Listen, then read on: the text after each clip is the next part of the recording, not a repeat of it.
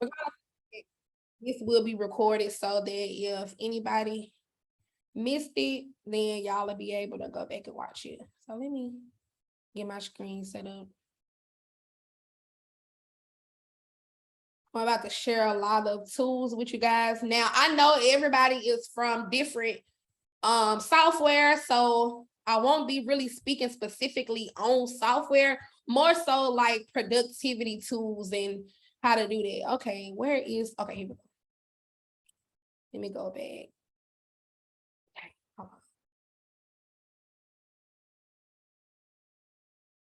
I see there's more people joining. If you are brand new here, I just want to say welcome. I do see a lot of faces, familiar faces, but I do see a lot of people that I have not really taught before or have not met before. So welcome, welcome, welcome. Now let me send this on here. All right, we ready to rock and roll. So I don't have too many slides. Hey, Jatora, I hope I am pronouncing your name right. I hate mispronouncing people's names. I really do. So if I did, please forgive me. But welcome. I'm so glad that you are. Okay, cool. I'm glad I got it correct. I'm so glad that you are here today, and I hope that you take a lot of the information that I'm giving out, not only you, but everybody. So welcome. My name is Raven. I'm pretty sure most of you all have found me in the Tax Besties group. That's the group that I founded last year. It's almost going on 2 years now. We're about 1,500 professionals in, and I just hope that y'all, take a lot from this class. I do teach a lot, actually, from now all the way into December. I'm going to be teaching Monday through Thursday, almost literally every week up until December. My whole goal is to make sure that the proper things are being taught, and not only are they being taught, but they're taught at an affordable rate. I know a lot of times there are, of course, you get what you pay for, and in order to excel, you do have to invest back in yourself. But I am a firm believer in affordability and affordability for all, because I do know that there are people that's just getting started, just trying to get their feet wet, or even if you've been in the industry for a while, and especially during this inflation, times are hard on everybody. So I do want to make everything affordable, and as often as I can, I give back in these type of ways. Because I don't believe that everything should have a price on it. And, this a class like this is something that, of course, I don't feel like you should put a price on. Most of this information, honestly, you can Google, but I'm going to show you how to do it to make it effective for a tax preparation process. All right. So we're about to get started. If at any time y'all got any questions, just drop them in the chat. At the end, we'll go on and I'll open it up for you guys to have like a Q&A session. So y'all don't have to wait until the end. You can ask them in the chat, and I'll be more than happy to answer them as we go along. Now, today I'm going to talk to you guys about what's really needed in order to do this profession. And we'll also talk about creating your professional process, because like I just said before I started recording, everybody's process is different. There's no right or wrong way to do this, but the only constant will be compliance. Compliance is not something that is optional. Compliance is mandatory. And if you want to keep yourself from having to pay the IRS, you work hard, you got your money, you made your money for the year. If you want to keep that money, compliance is mandatory. And by that, I mean with preparer audits. Fines and being audited, that is very much real. And I went through it in 2017, and even though my fine was not that great, I have heard horror stories, y'all, people getting fined 6 figures. So it's real, it can happen, and it's not as uncommon as you think. Some people have, not gotten audited for years. They've been doing taxes for years and they have not gotten audited. But now, because especially since the IRS has ramped up in auditors, especially since so much has been going on and so many tax changes, and I'm gonna just be frank and honest and transparent, I'm pretty sure a lot of that has to do with the PPP. And simply because, they the numbers just not math, and the math ain't math, and they're looking and saying that they got all these millions of business owners, but when they look back at the IRS records, it's not adding up. So that's the whole purpose of it. Now more so than ever, your compliance and your process needs to be flawless. And I know some of y'all are just getting started, so don't let that defer you, but you are almost at a better kind of, you have an advantage over some of the people that has been doing taxes for a while, because you have that you have the time and the privilege to create a good, strong foundation. Because once you get started, I'm gonna tell y'all, please listen to me. Once you start one way with your clients, it's hard to kind of get them to maneuver, especially if you were kind of not doing it the right way. Not saying that, you know, what you were doing was maybe fraud. I'm not saying that, but sometimes we are legitimately taught the wrong way. And it may not be us doing it intentionally, because there is a such thing as unintentional or fraud that may be kind of secondary. You know, this is the way you were taught, this is the way you were shown to maximize returns, but it may not be correct. So now more so than ever, it is time to make sure our processes are in order, that we are, you know, and I am doing a class on that Thursday, how to protect yourself against audit. So I won't go too deep into it today, but just know this is the first step. And I'll also kind of show you how you can work your systems. Now, I'm not finna sit up here and tell everybody, oh, you need to go out here and invest in automations, pay somebody to do your automations. That's good, that's lovely. You can, and I think, and I truly believe, and I'm pretty sure a lot of people can agree, that in order for you to scale, like take your business to the next level, you may have to invest in it. Like, I'm gonna be completely honest and transparent with y'all.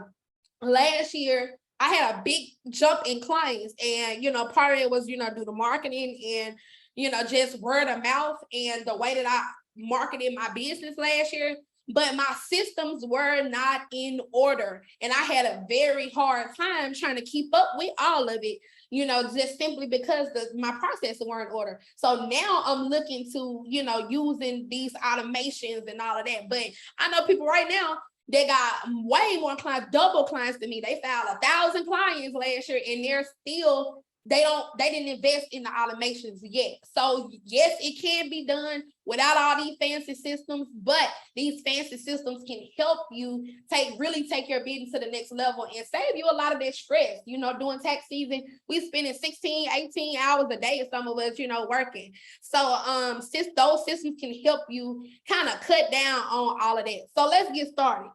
And for the sake of this class, we're going to be dealing with virtual intake. This is completely hands out. Well, it's not in person. So this is not, we're not going to talk about, you know, people coming to your office. That's not what this workflow is about. This workflow is about virtual intake and dealing with people, like doing everything over the internet. Because if COVID didn't teach us one thing, it taught us that we have to be prepared for these type of circumstances. Look at the monkeypox situation. There may be something that kind of, you know, shut us back down. So you have, your office has to be able to survive without the face-to-face interaction. And a lot of people have become accustomed to that. They don't want to spend time going in the office, you know, they got 5, 6 kids. They can't bring all the kids down to the office. So you have to have a system in place in order to reach that. And then it also helps you out too, because it doesn't limit you to your local area. You can take anybody from no matter where they are, or no matter where they are in the world, or no matter where you are in the United States. Okay, so the first thing you need is, of course, self-explanatory, your professional tax software. Now, if anybody on here doing anything on TurboTax, it's time to cut that out, okay? Get you some professional tax software so that you can do things the correct way. With your bank products or your payment processor. That's your next thing. Make sure you are able to take the payment. We're not working for free. So, you know, this is not a hobby. Unless if you want to take it as a hobby, go to Vita, Video, whatever they call it, the little free IRS thing. But we're in the business of making money. So you got to be able to have a payment system to get the payments. Now, if you're going to be charging your people up front, that's fine. There's nothing wrong with that.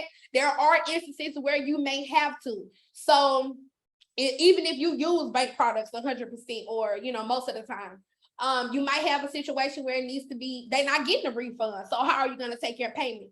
The bank products have, this is my suggestion to y'all, with the bank products, if you don't have like a merchant account or something where you can send your client an invoice, Refund Advantage, TPG, they have payment processor merchant accounts, and they are actually way cheaper than the like Square, PayPal, and all of that. And it also protects you in the event of chargebacks.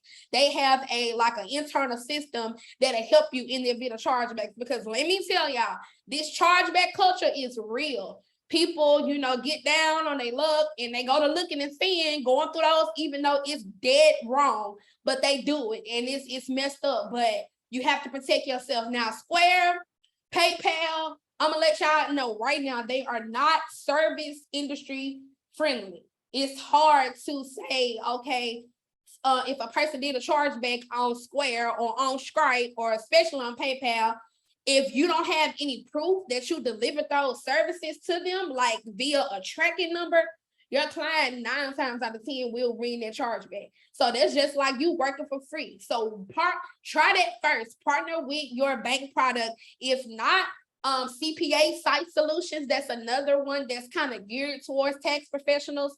You can go there and get a merchant account. You can draft a bank account. You can do credit and debit card transactions. So you'll be able to get that money for your client, for you for doing the services. Next thing, you need some type of secure platform to receive your clients' documents. Now that can be through numerous of things, but the biggest thing is security. I don't know if you guys are familiar with the IRS Security Summit. They do one of those like every year. Identity theft is real, y'all. This is something that can happen, and because we are in a time where a lot of people are doing things virtually, we got our intake forms. A lot of us don't even have brick and mortar or physical offices. So you have to make sure that the person that's submitting this form is actually the person who this is, because that is a lot of people got caught up like that. I didn't even really think about it too much last year. When you working, you're not thinking that, okay, Sally Smith, the person that's submitting this stuff, you're not thinking, oh, this is a scammer, but it's people out here stealing folks' identity, folks' stuff getting sold all over the dark web, people pages getting hacked. Now, let's rewind a couple of years ago, before all these automations and all this stuff was really prevalent. How many of y'all was taking people's stuff through Facebook Messenger, through text, through email? That is the number one way to set yourself up for getting your client's identity stolen. Email is really not that secure. If it's not encrypted, it's not secure. Facebook Messenger, guy, oh my God, that is like the worst place for you to collect client data. And I'm not, bashing nobody, Lord knows I'm not, because I have done it. I have found myself, clients that I have been filing in the past, or even new clients, they'll just drop it in there. Hey, here's my stuff. Like, no, we don't need to do that. Take it out, unsend it, delete it. No, because that opens us up to liability. And I didn't even put this on this slide, but definitely invest in you some E and O errors and omissions insurance, and some type of professional liability insurance. That'll help in the event of, somebody hack your stuff, your computer gets hacked, your email gets hacked, and now all this stuff, all this this sensitive information has gotten, compromised. So you have to be able to protect yourself, because did y'all know, if we are liable for a data breach, let's just say it's a situation where our client's information has gotten compromised by some scammers because of us, because we didn't have our firewalls, because we didn't have our stuff secured to the point where, it's airtight, can't nobody get into it. We got to pay for credit monitoring for a year for everybody that has been affected. So just imagine how many clients you got, and just think about that stuff range anywhere from like $12 all the way to $100 a month. So can you pay for that per year, per client? No, indeed. Get you some insurance. E&O insurance is not that expensive per year. If you do it annually, not paying it monthly, it may get expensive, especially during those summer months when the money may not be flowing. So go ahead and take care of it, like in February, March, this is my suggestion because I do it too. When the most of our money flows, February, early March, that's when we get the bulk of our money. So this is where you should pay, in my opinion, the bulk of your bills. Get your life insurance out the way. Get your business insurance out the way. Go ahead and get your software for the next year out the way while you go ahead and have it. All of the software that I'm going to mention and show to you now, we do all this stuff annually. Go ahead and pay for it and you get discounts. And that way it's already done and you won't have to be, so much of a struggle for the next upcoming season. You need something that can have some sort of e-sign capability and or a CRM. Now, granted, I'm not telling you to go out here and get 5, 6 different softwares. No, the goal is to have your tax software and have at least 1 or 2 other, at the most, 2 systems that kind of work together for your productivity. You don't want to have to be paying for 6, 7 things. And that's what I found myself doing last year. I'm like, wait a minute, this stuff add up. And, we in the business of making money. We don't got to be wanting to spend all this money. And I'm going to tell you exactly in free slides, exactly what platforms that's secure that you can go through. Now, this is the same slide. Now, okay, this is our process. So just think about it. This visualizes in your mind. January is time, it's go time. We got our marketing out the way. We got clients coming left and right on our intake form. So this is the process if you want to do it virtually. And like I said, this will vary. You will, once you, learn the steps and stuff, you'll create your own workflow. And I'm going to show you some tips and also give you some resources and show you in real time right here which ones that you can possibly use, okay?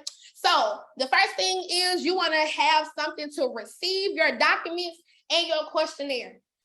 Number 1, your client should perform some sort of intake, whether this is through like your intake form, if you got like a mobile app, which tax is the goal, like your software will usually have a mobile app, but you still gonna need something else because that mobile app is not gonna ask all the questions that you need in order to do your due diligence and in order to be compliant. So yes, it may be ideal for us to, just want to use the software for everything, but we're gonna have to have something else because that's not enough. But to receive those initial documents, let's start here first with your intake form. That you can do that either on Jotform, Cognitoform, FormSite, or Google Forms. Now, it's a lot of other ones out there, but I'm only going to speak for the ones that I have used or I do use personally. Jotform, Cognito, FormSite, and Google Forms all have a free version.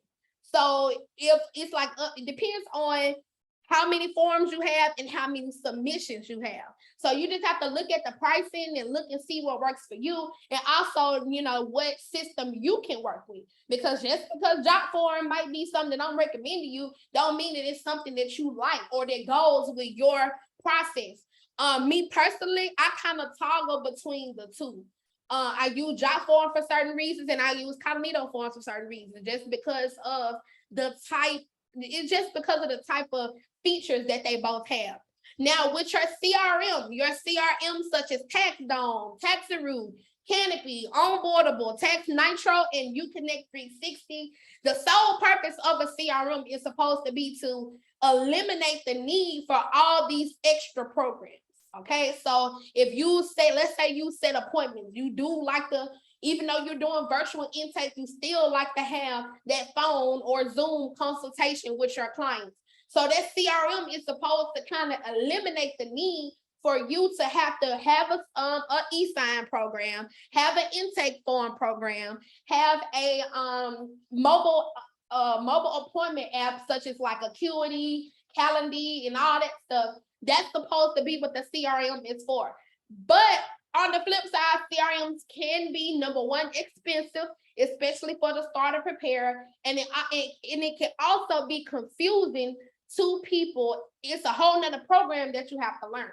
So that's where like the disconnect comes in with people, because first of all, sometimes those CRMs, once you get it worked up, it is productive and it can flow. But the biggest thing is for this, you're gonna have to set all this stuff up on your own. Now there are some people out here, my best friend, she does like tax dome automations.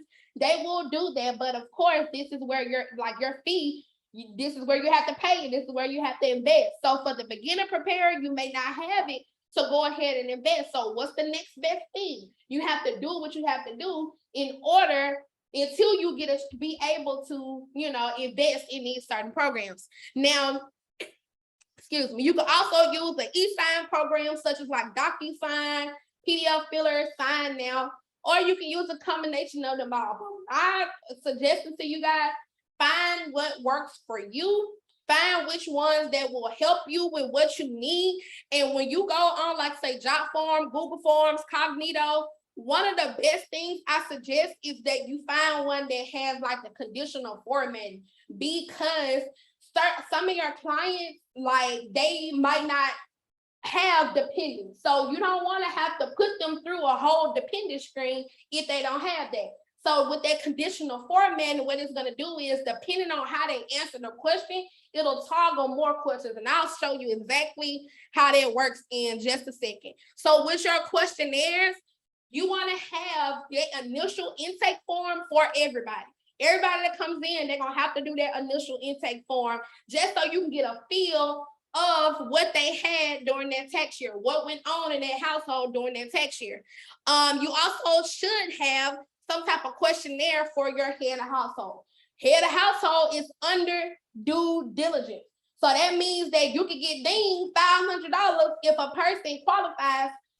If you put that they are head of household, but they don't qualify.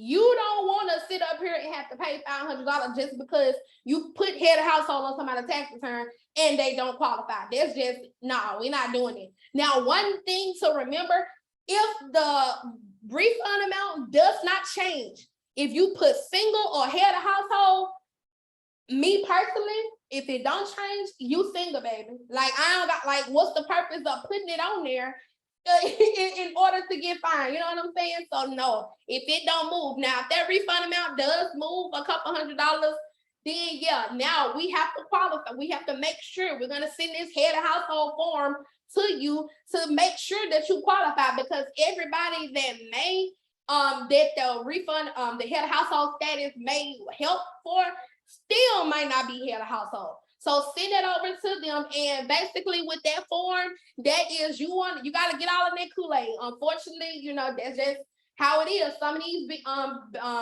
with head of household and some of the other credits, we got to get personal. Who all was in the household? How much did you pay for utilities, your rent, your insurance, the food that you ate inside of your home? You have to ask them, how much is that per month, and how much of that per month did you pay? The minute they get any type of government assistance, we can't use that as your payment. So let's say this is a household, the lady made like $40K, but she gets Section 8.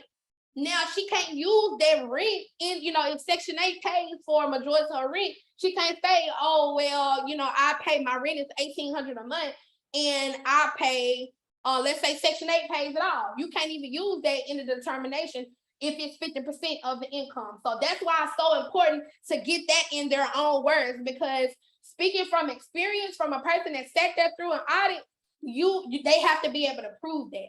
And I'm so glad that, when I got audited, that the head of household wasn't even on the due diligence requirements when I got audited. Otherwise, I would have been screwed, okay? Now, you also need a questionnaire for your non-standard dependents. This is major.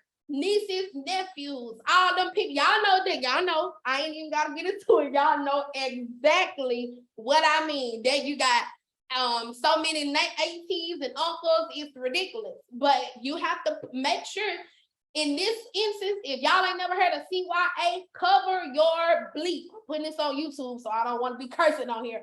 Y'all can pretty much know what that A word is. Cover yourself. Put it, and I hate to say it like this, but it's real, because we are, you don't want to risk your business and your practice over some clients that'll go to somebody else if you get put out of business. No, ma'am, no, sir. We ain't doing it. So having these questionnaires and having them sign it, having their signature on it, not necessarily puts the blame on them, but it holds them accountable for what's on their tax return as well. Because you're not like that in the end, if you don't have this in the event that you get audited, or even if you're, because usually if you're getting audited and this is something like, unless it's a random audit where they say, hey, because that happens, but usually it's something that triggers it. Whether your clients that got audited and you're not responding to them, or they're not passing their audit. So that usually what kind of triggers it for the system, like, let me see what's going on here. Or even if you associated with an office, like if you don't have an EFIN and you're under an office that's already kind of been under watch, yeah, that happens too. So you have to make sure that you are covering yourself, asking those questions. And because we are, when we're doing it virtually, when we're kind of replacing the intake form for the interview, you got to make sure that they're answering all these questions. And that's the beauty of having the technology, because you can make it required. You know what I'm saying? Like, you can make it required. You can't submit this document, you can't submit this form unless you answer, how are you related to this dependent? Okay. Schedule C, same thing for your Schedule C and your itemized deductions. With your Schedule C, you want them to be able to put it in their words, how they made this money. You want them to put it into their words. And then once you compile all this documentation, then you can go on there and do your preparing notes based on what they told you. But if it's something like, because clients tricky, y'all, I swear, like they'll not answer the question halfway. Even if you put on there that it's required to answer it, they'll be very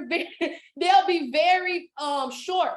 They'll say yes, no, maybe, stuff like that. So in the event that happens, ring, we calling you up. Hey, I'm trying to see, what's going on here. I noticed on the intake form, you didn't answer it. Or send them an email if you don't feel like talking. Because me personally, I'm not a phone person, because y'all know in the heat of the tax season, sometimes you can get on the phone, talk to a client, and the next thing you know, an hour done passed by. So if you need to email it to them, or use your systems. A lot of these systems have like chat features or text features. Use that. Send them a quick text. And especially if you have a team of people, that way everybody can see it and be privy to what's going on. Because prime example, this last year, I had a situation where a client was talking to me on the phone about something that needed to be added to the tax return. But because I didn't have a system in place to share it with my assistant, the lady transmitted the return and before even adding the stuff. And she was like, well, I didn't know. And of course, I didn't even have a system to tell her, okay, this needs to be on here. We're going to pause on this tax return. It was sitting there in the pile. It got shipped off. So we had to amend it. So that's why these systems can be beneficial for you, especially if it's more than one person. Like if you got somebody doing data entry, you got an assistant, you got preparers, stuff like that.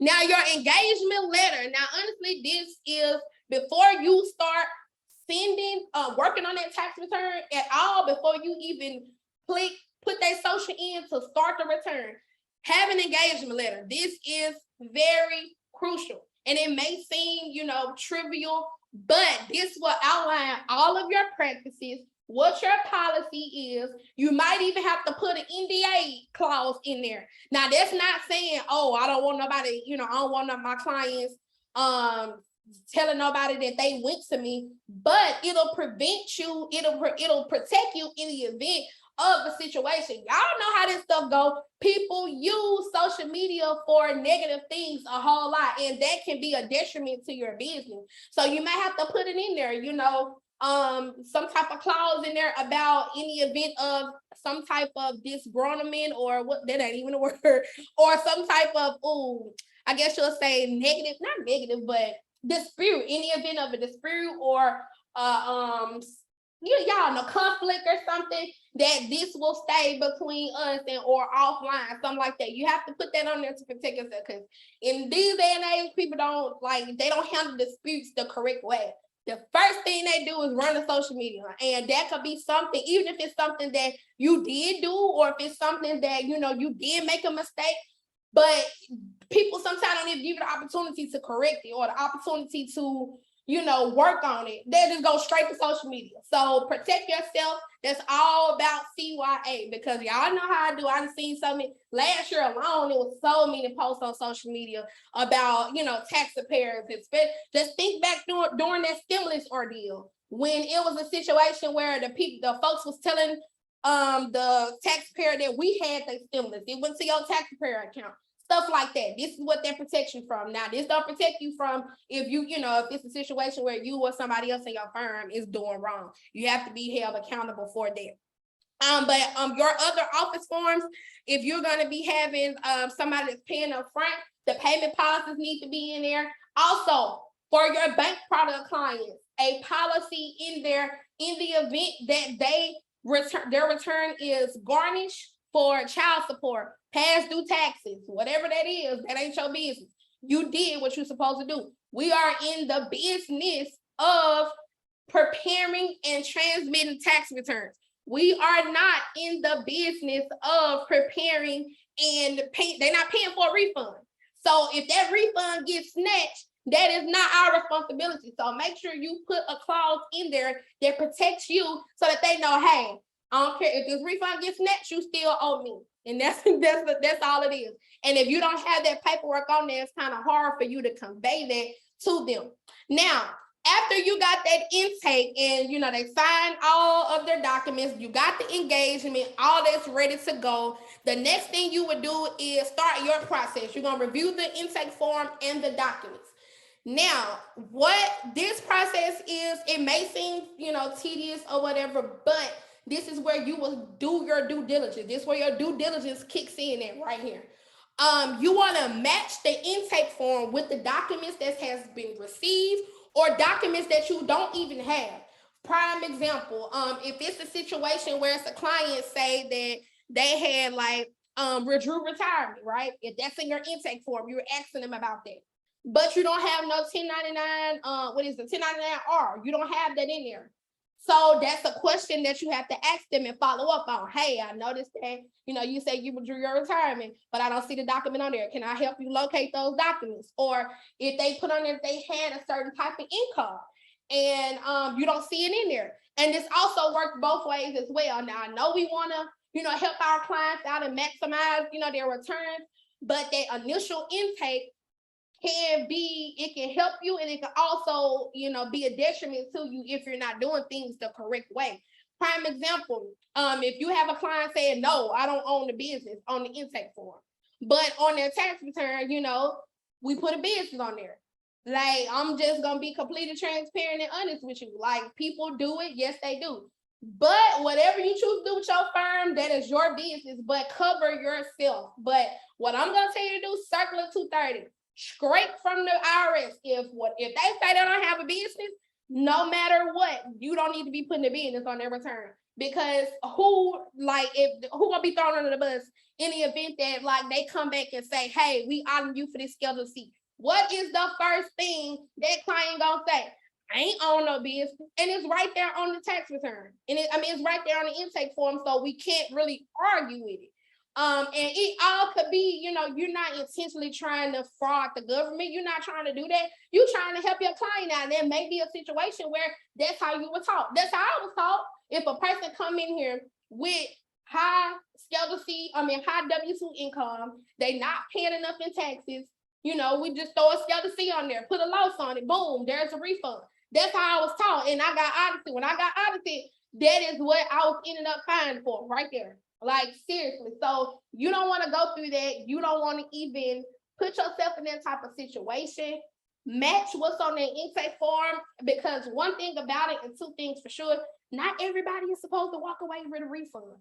That's the God and the truth. And sometimes there may be a situation that very well get you out of it, because they like, okay, how are these people coming up in here with these, doggone well, they didn't listen to the Facebook gurus telling them that they can go exempt for all year to keep their money in their pocket. How are all these people escaping paying taxes? Okay, so just put that on your mind.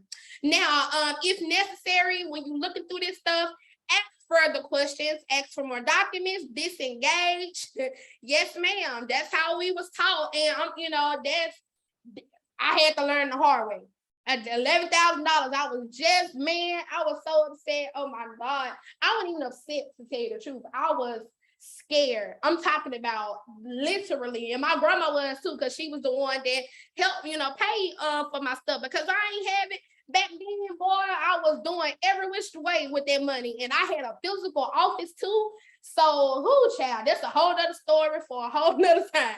But during that time when you're going through the documents, you may have to disengage with somebody. There is nothing wrong with that. Protect your peace. If you know right there, because let's be honest, y'all. Listen, a lot of y'all new here. So y'all, I'm not gonna sugarcoat nothing. I'm gonna be 100% honest. I'm not gonna make this stuff unicorns and rainbows, because it's not. I'm gonna tell you the real deal. Like, yeah, when people, telling us we can make all this money in the industry, but they don't really tell y'all the BS that can come with it. So I'm gonna be honest with y'all. You might have a situation where it's a client, y'all, doggone well, you don't want to disengage with them, because you thinking about, hell, I got a quota that I gotta reach. If I want this 50K in 4 months, I need X amount of clients. So as tempting as it may be, sometimes we gotta leave them people right there in that job form inbox. If it's somebody that's coming to you, they impatient, they can't wait, they want you to respond immediately, protect your peace, baby. You gotta let them go. You gotta let them go, because sometimes when people are that adamant, a lot of my seasoned preparers that's been on here, please tell me if y'all can attest to this, if y'all been doing taxes for a long time. Pretty much all of the people that you help, the ones that you help the most, are the ones that end up, I don't even want to curse, but the ones that end up kicking you in your butt. You're going to always regret it. The one that you helped the most, the one that you didn't, look the other way on, the one that you didn't, your mind and told you, I need to disengage. I'm not going to fool with her. I probably should, send her somewhere else. Your mind telling you that. But of course, we trying to get our bottom line. We want to make our money. That's the God and truth. So sometimes we go against our better judgment, or that, thought in the back of our mind telling us, look, I need to send this girl on where she gotta go. So if that happens to you, follow your first mind. That is not, your first mind will never, ever, ever lead you astray, because I don't know if y'all spiritual on here, but most of the time your first mind is gonna be that God complex inside of you. That warning that comes before destruction, so oh my God, I got so many stories. I've been doing taxes for this is my 11th year doing taxes. So every time I have that inkling in my mind about somebody, it never leaves me wrong. I done lost my slides, y'all. I'm sorry, my screen went blank. Oh Lord. Somebody, I hear somebody in the background. That's what I was trying to do. It's like a loud background. I don't know if I then press something and I didn't put on one of these YouTube videos, but if everybody could mute their mic real quick. Okay, there it is. Okay, here we go. So the next thing is, like I said, if you have to disengage, go ahead and disengage. And that's something in the next couple of slides, I'll tell y'all about the different emails that you might need to have. Your disengagement needs to be one of them. You got to have some type of disengagement, and you might have to make a referral. And that don't mean, that means that if it's something beyond your scope, something that you may be knowledgeable on, you may not be knowledgeable on, you may have to pass them on to another professional. Same things. I know sometimes we want to keep our clients, we want to reach our bottom line. We going hard. We trying to get the money, but sometimes it'll do us kind of a disservice, and also do our clients a disservice if it's something that we're not qualified to handle. So we might have to pass them on. And in this time, during this part, when you're reviewing the documents, when they're sitting in your queue, when this is that part where your intake forms will start piling up on you. Usually that first month of January, you might have people coming in multiple times a day, depending on your volume. So this is the time where you got to nurture them the most. So you got to be emailing them, texting them, letting them know, hey, I got your documents. We're working on it. If you need more time, you got to let them know that, because this is that part where most of your clients turn out to be your biggest headache. Hey, what's next? Hey, you got it? Hey, I sent you my stuff. Did you get it? They know you got it, but they just trying to, y'all know how these folks do. So in this time, this is where your automations will be your best friend. Now, last year, I use Active Campaign, which is not a tax CRM. So I had to kind of build it to be a tax CRM. And this is where that was like godsend, because I was able to use it with Cognito Forms and all the other systems I was using. I was able to use that. So as I was working, it was sending them emails. So it triggered that. So once they sent that intake form in, they immediately got an email. And if it took me, more than a day to get to it, it'll automatically send them another email like, hey, we got it, we working on it. It's taking us a little bit longer due to the volume. And it'll also let them know, because a lot of times, some of your people, they want to file with you. But let's be honest, the communication sometimes can be a reason why a person will go somewhere else. If they're not hearing nothing, it's like, okay, what's going on? And when you have a small amount of clients, you can do that on your own. You can send a text out real quick. Hey, I'm still working. Give me some time. Sometimes that's all a person needs. It's just one little, just to let you know, like, hey, I hear you. I got you. And a lot of times, we can get into our own selves and be like, well, dog, I'm working. I got 10 amount of things I'm got going on. I'm a mama. I got this, I got that. But to be honest, y'all, people do not care. And that's harsh, but that's the God and the truth. People don't care. If you're saying, I can take a service, I'm going to do your taxes, I'm going to, do this, they're going to expect you to do that. So the best way to kind of keep that stuff down is by using those systems and those automations. Or if you're going to have like a assistant, that's what they can do. You can delegate those tasks. Okay, let's see. We got, once my client completes their intake form, they get a confirmation. And on my confirmation page, I wrote out in details what to expect, turnaround time, and how soon they will hear from me. That is perfect. And that will answer so many questions that they may have. And what I've learned too, sometimes, yes, people don't read. That's the God in the truth. Sometimes they don't read, but that's the importance of having it, because you can easily tell them, refer back to your confirmation email, instead of you having to sit there and type all that stuff out or text all that stuff out. So that's good. Now, when it's time for you to actually complete the tax return. So we got them all loaded up. We got all their documents. We didn't have to go back. Well, for some people, you might have to go back and say, hey, I'm still missing this. I didn't have all of this. So once you got everything, it's time to do your magic. Now, the ball is in your court. They're waiting on you.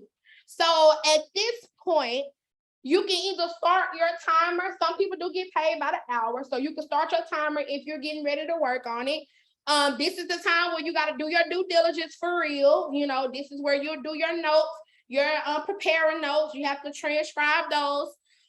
You got to make sure you're not missing any type of deductions or any credit. Sometimes I know, I'm not really sure what software that is, but I do know, I know for a fact most of your software should have some type of indication if something is missing. Like if those diagnostics, I think that's for Crosslink, they'll kind of give you a warning like, hey, we noticed box 2 is too much, or whatever those diagnostics are. Just go through that return, because sometimes we can catch some of those fatal errors, the things that may cause the return to be rejected, like the social security number being wrong, something being misspelled, the EIN numbers.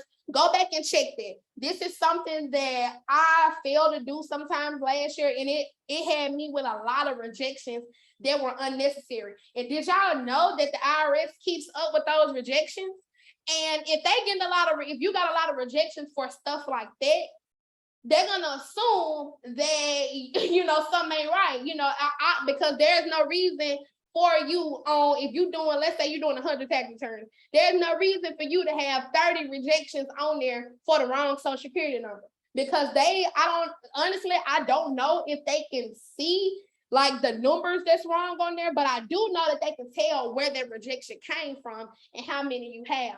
And sometimes too high of a rejection count can be an indicator. It can be something that puts you in the IRS, guidelines. We're in their view. So you don't want to be on their radar for all the rejections. We want accurate returns the first time. And even though some of the stuff don't catch like a rejection. So let's just say, for example, when you are doing a W-2, this is an example. This happened to me one year.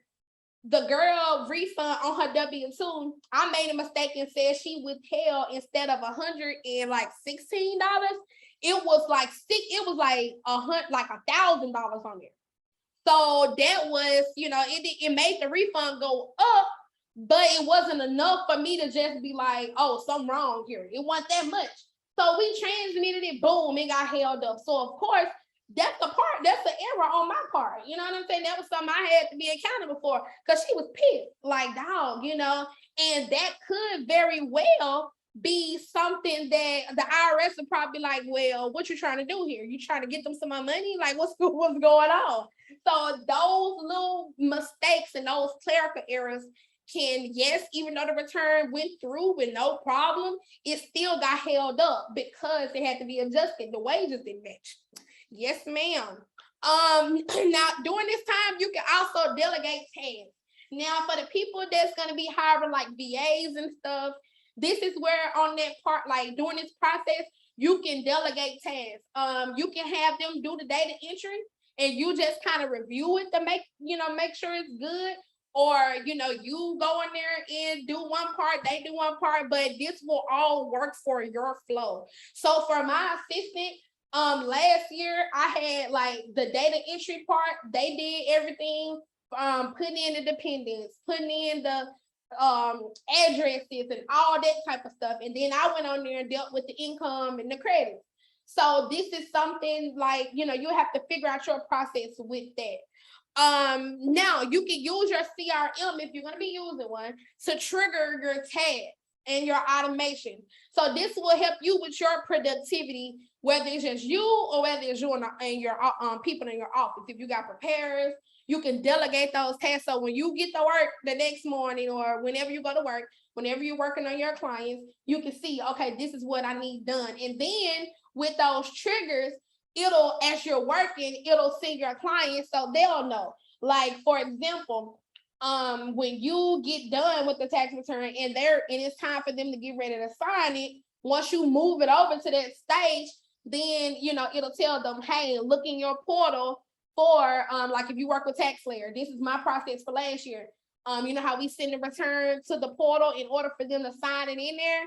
So I'll send them an email once I drag it over to that stage and it says need the signature ready for e-sign. Then it'll send them an email and a text message to let them know, hey, we're done with your tax return. Check your portal so you can sign it and we can e-file it. So that's what you use your CRM and your automation for. And also during this time, make sure you're keeping in communication with your clients. If it's something that's maybe taking you a little longer, this a difficult return, just keep in communication with them.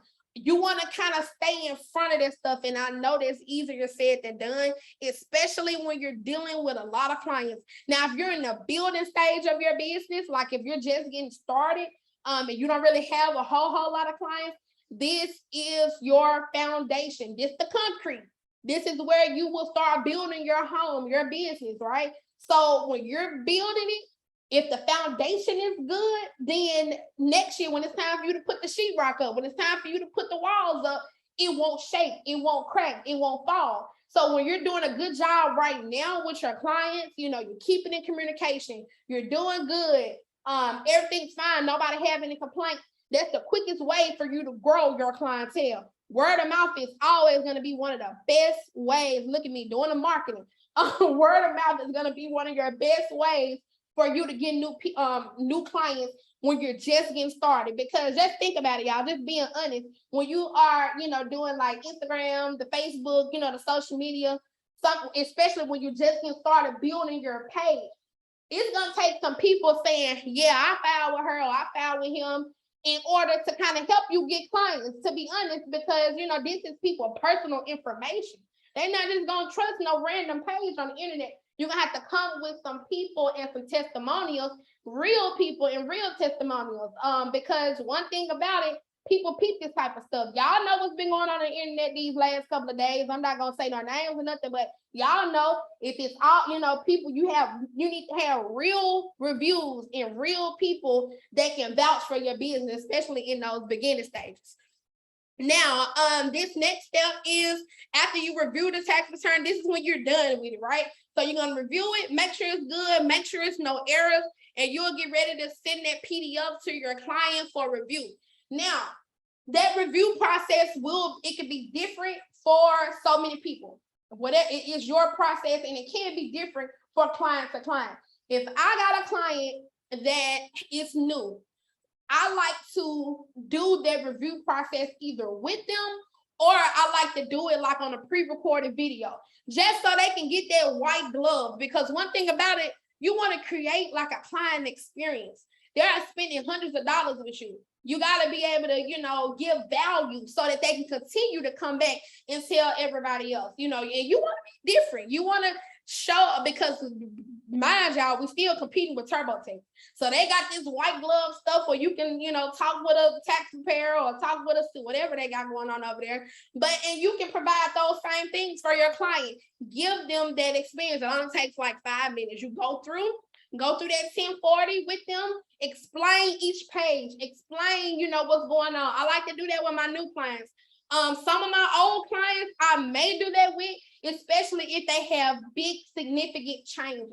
So if they got like last year, let's just say last year, they got a good refund, but this year the refund has, jumped down significantly because they either lost a dependent, something changed, they were told it wasn't right. So I explain that to them so they won't be alarmed. And, it's just a great way to add that value. You can either do it on Zoom with them, you can hop on there and do it together, or you can send them a pre-record. Me personally, I send them that doggone Loom video and be done with it. Because I'm most of the time I may be working at 2 a.m. I ain't got time to be waiting on, on nobody on Zoom at 2 a.m. So send them that video and we can be done with that. Now, if everything seems good, you got to get those signatures. Signatures are important.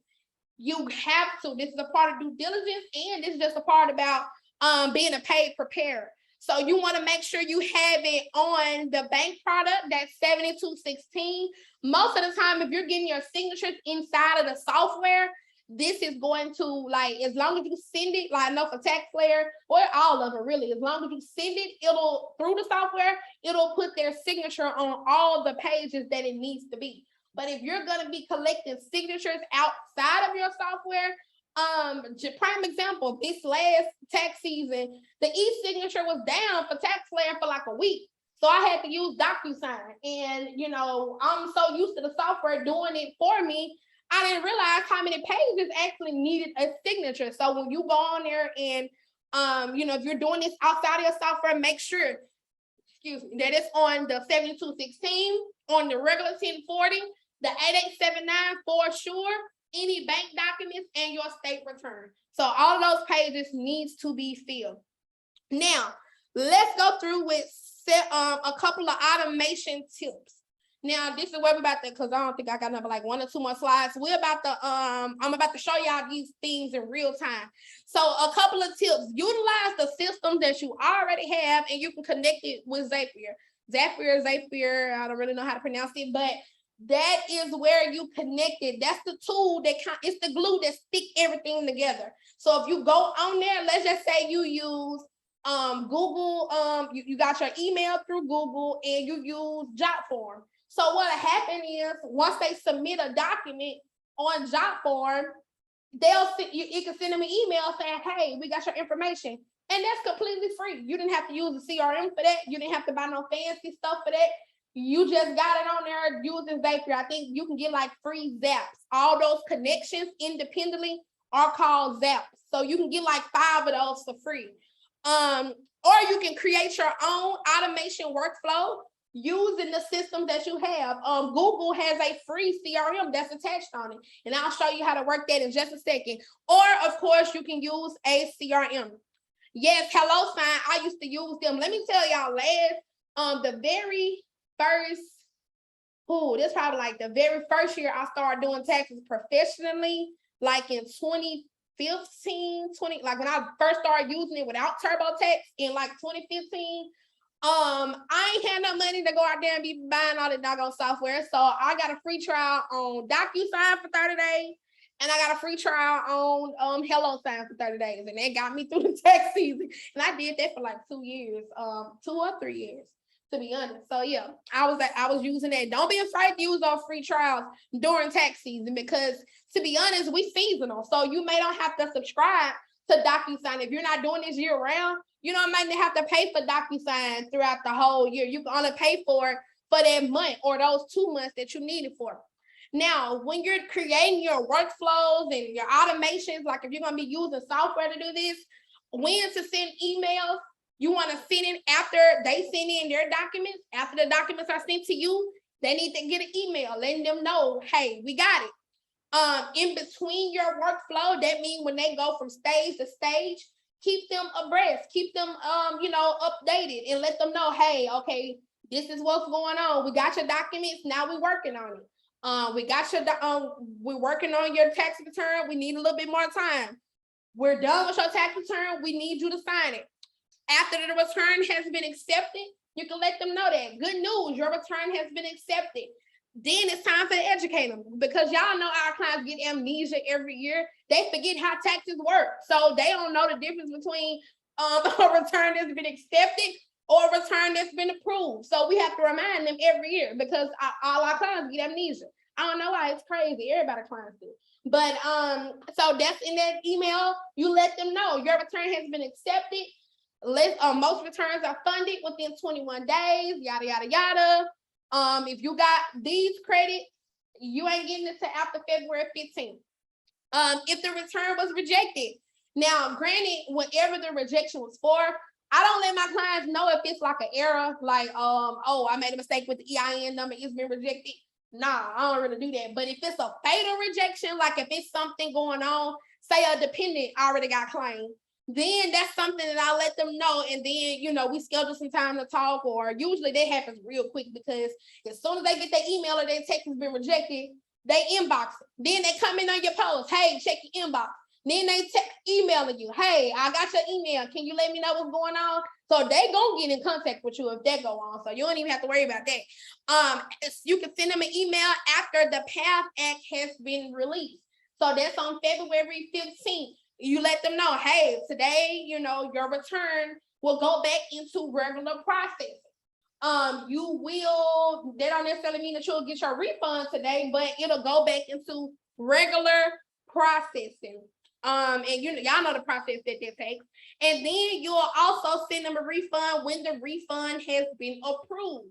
This can be for your bank product clients, and this is something that I like to do for my clients, because let me tell y'all, Refund Advantage is the GOAT when it comes down to bank products. Refund Advantage is the GOAT. Team Refund Advantage all day long. But they have a report that will let you know on that Friday about like 8:00 p.m., you'll know who getting that refund on that following Wednesday. So I like to go ahead and send those emails out there Friday night to let them know, like, hey, baby, your money on the way Wednesday. They think you got some insight into the IRS. Like, they like, oh my God, my tax prepared to go. My stuff ain't even updated yet. So use that stuff to your advantage. You'll get a report to let you know who all getting those refunds. Now, during that first big drop, it might come in waves. The software might crash. That happens. So don't be alarmed for that. But at least you'll know come Friday night who it might be. Some people that you get it in, it might come in waves. So you have to check it like that Saturday morning. And anyway, on that Saturday morning, they'll end up knowing anyway. Who are where's my refund will be updated. So you can send those are sometimes. Yes, ma'am. Love Refund Advantage. I would never go nowhere else. Productivity tips. Now, you use your software to boost your productivity and create your own workflow. So that means that you can use your software, because we didn't already pay the money for it. So we might as well use it for what it's worth. Whatever features they have inside of there, utilize it. Like if for me, I hate it when TaxSlayer e-sign stuff didn't work, because I don't want to have to go and send this stuff in another software. Oh, my bad. If you know what I'm saying, if this was the software is for. So use that boosts your productivity. You don't have to buy no other software for no e-sign. And you can create your own workflow using it as well. You can also use a project management software such as Asana, Monday, all these different things to create a workflow for you or your team. So it kind of keeps you productive, keep your to-do list flowing, like what you need to do. Here's the steps that you need to take, and you can check it out. Your to-do list, do it the night before for the next day. I love, right when I get ready to go to bed or right when I'm getting ready to get off my computer for the day, I'll make my list for tomorrow so I won't forget, first of all. And then so I already know, and I'll be task oriented instead of it feeling like a burden. So you'll already set your affirmations for the next day so you can have a good productive day. Because y'all know when you get through the rush of the season, you'll find yourself being pulled in 18, 50, 11 different directions. So you have to kind of stay productive and kind of keep your focus on what needs to be done. So that, and that's the beauty of having a workflow, because it keeps it consistent and it builds routine. Instead of, you got people DMing you, you got people emailing you, you got people texting you. So you getting pulled in all different directions, and there's too many places that you gotta pull from. So create that workflow, 1 or 2 different workflow, no more than 2, but create that, and then you'll have routine. And that way, now you done built what we call an SOP. You got a whole SOP. So guess what? Even if you have to step away from your business, the process is set. You got to take the kid, boom, your daughter, you done told her 6 times not to climb up there and mess with the stove. She done climbed her butt up there, now she done fail. You got to take her to the doctor. But the business will still go on because your workflow is there. So now that gives you the opportunity to be able to handle all of those things that you need to handle. And now you can delegate your tasks to other people and free yourself up. Or if if that's what you have, you ready to build your team. That's how you start, because you have to have that system in place. A lot of people want to help. And this is where, I'm speaking from experience. A lot of people want to help you. A lot of people can. But if the system is not in place, it's like, okay, I asked her, well, what do you need me to do? And if that system is in place, then you'll be good. It's because they'll be able to work that workflow, whether you're there or whether you're not. Also, y'all, please make sure you take frequent breaks to prevent burnout. Whatever that looks like for you. I know one of my good friends, that helped her stay on the road. She just was on somebody's beach last week, and now she is looking at properties today. So whatever that looks like for you, whatever self-care that is, because that's fulfilling to her, going out there and buying and flipping properties. So if that means you got to go out and take a break, then go take you a break. If that means that you about to listen, I'm about to go give me some tequila, you go get you some tequila. If you're going out there and do, whatever it is that you got to do, take you some breaks. Don't become a slave to your business. The goal is never to be booked and busy in that sense, to the point where it's draining for you.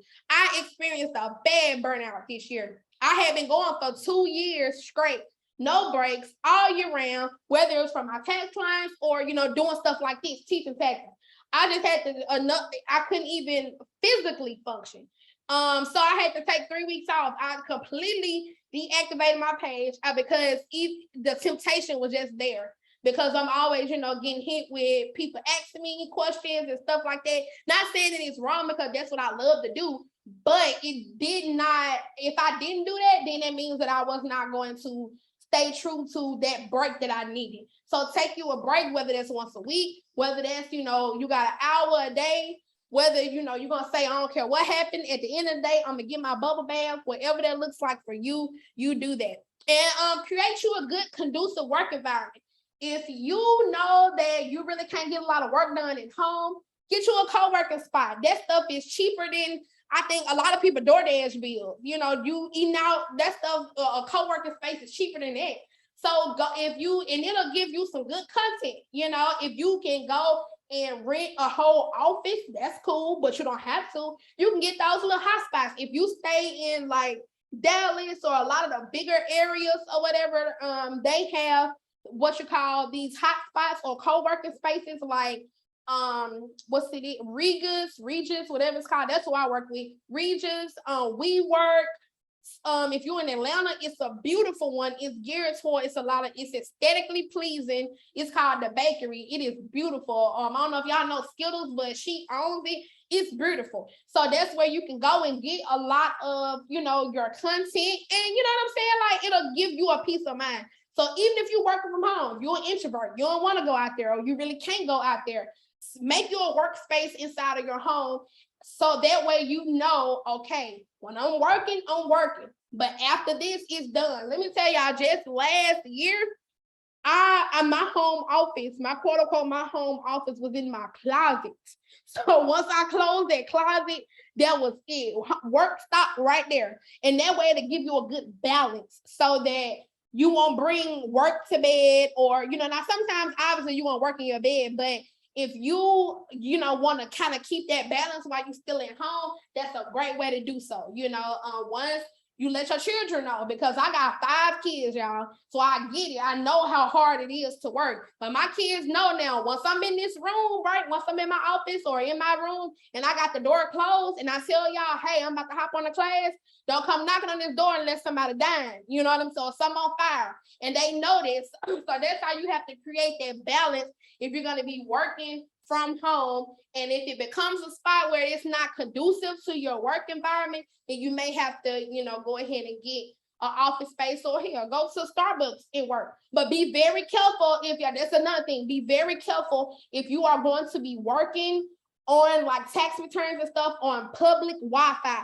Get you a VPN. You don't want, because people do that. Like, they get on those public hotspots, like at the airport and stuff like that, and they skim people information, and you'll be like, I don't know how this happened. So make sure that you're working on a VPN and have your firewalls and stuff set when you are going and working in these public spaces, no matter if it's at Starbucks or if it's at a co-working spot. Use a VPN. And that's another thing too, when you're picking software, you want to make sure that you have a software that's flexible. If you like to be on the go, desktop version of a software might not be what you need. Now, unless you get a laptop, then of course you can take it everywhere, but just be mindful of that, because a lot of the softwares only give you like the ones that you have to download. They only give you one shot at downloading. So if you downloading it on your desktop, then that means you can't work nowhere but your desktop. But if you want to alleviate all of that, get you some cloud-based software. That's going to be the ones that you can log directly on from whatever browser that you're on. And that's another thing too. When you are logging in on other people's computers, whether it's your bank product and whether it is your, tax software, make sure you sign out. Go in the incognito tab so that, they won't be tracking it, to make sure, because I know sometimes how it is, you may have to log in on somebody else's computer, somebody calling you, they need you to send that tax document real quick. And, you just log in on, your best friend computer, y'all on the girl trip, and you got to do that. So just make sure that you are keeping your client's information secure, because it could be just one false move or one wrong move that causes us, our whole business, something like that go on. Protect yourself. Okay. Oh, my bad, y'all. I ain't see all these questions. Trello. You can use Trello to create a workflow and recordings, and you can share that with those who are assisting you. It helps eliminate having to physically train people on your process flow when things get busy. They reference that. I'm glad you told me that, because I saw Trello and I was trying to figure out like what I can use it for, because I looked at the board thing. I was getting a free trial on it. Yes, Trello is good. She said, wow, this stuff is hard. I'm praying I'll be fine, because this will be my first year on my own.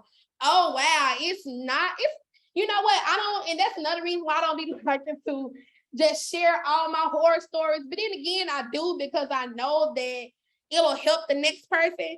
But it's not all unicorn and rainbows, y'all. I'm gonna tell you the God and the truth. It's not. So, but it's not nothing that you can't do. It's a lot of people on here been in the industry for a long time, and they still weathering the storm. But I'm gonna tell you that this is not like a race. It's a marathon. A lot of the people that you started with might not be here with you 10 years down the line, because sometimes people don't do the right things.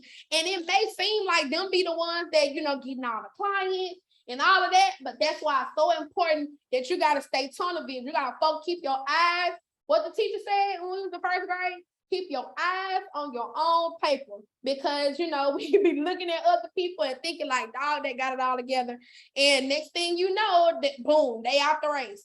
So don't get discouraged. As long as you're doing the correct thing, as long as you are being compliant, you're being honest and ethical, you will do good in this industry.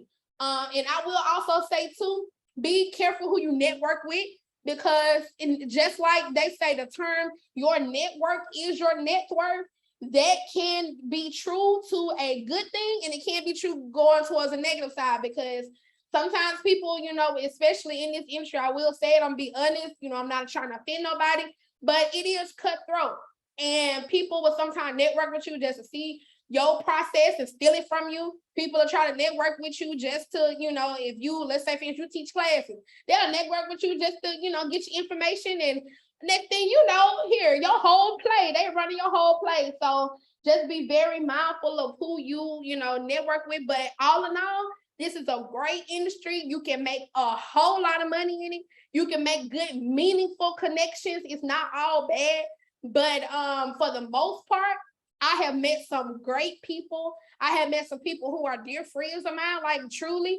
And once you the biggest thing, if you spiritual, no matter if you manifesting, no matter if you praying it, no matter whatever it is that you do, you want to pray for and manifest alignment. You want, that's what you want to be aligned with, people that's walking your walk. They have the same purpose as you.